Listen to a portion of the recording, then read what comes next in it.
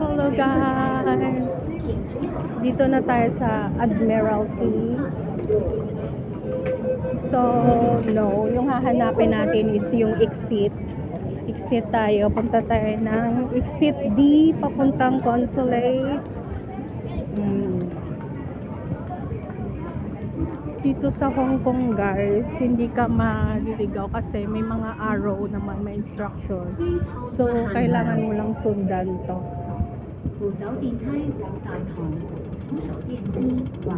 So, hanapin natin yung exit D.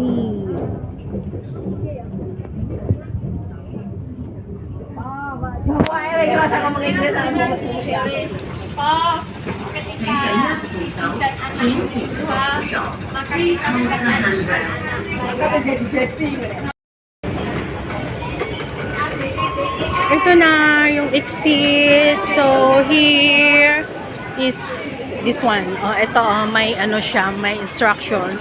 So meaning exit D tayo. So meaning dito tayo i-exit na way. Okay. Alright, so I will use my phone to pay the MTR exit, this one. After that, mag-exit tayo. Ito, sundan na natin yung arrow na to. So, exit D tayo pupunta.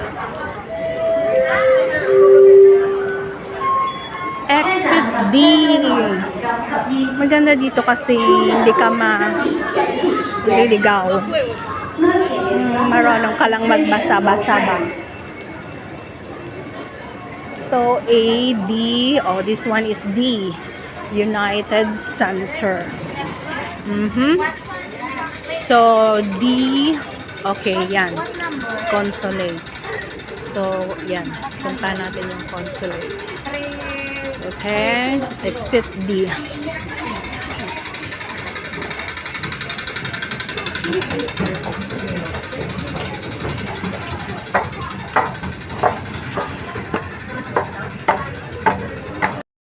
So, paglabas nyo sa exit guys, exit D, ayan, itong makikita nyo. So, diretso lang tayo at hanapin natin yung papuntang Consulate. Ay, naka. Exit D, ayun siya.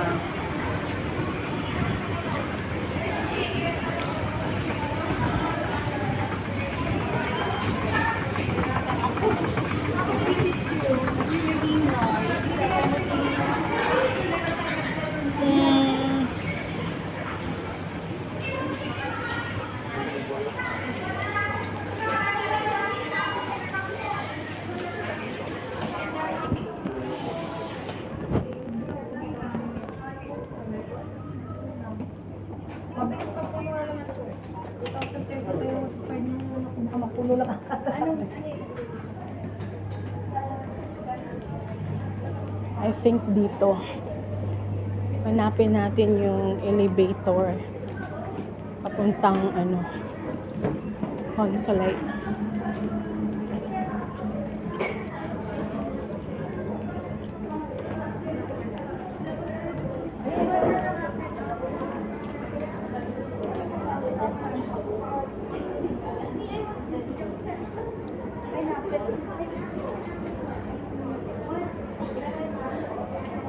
What's this? What's here?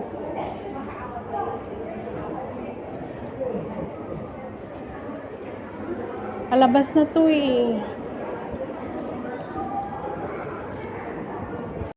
Ito guys, 29th floor siya, yung renewal of contract and OEC. So, punta lang kayo sa second floor and then hanapin mo yung lift na papuntang 29th floor. This one.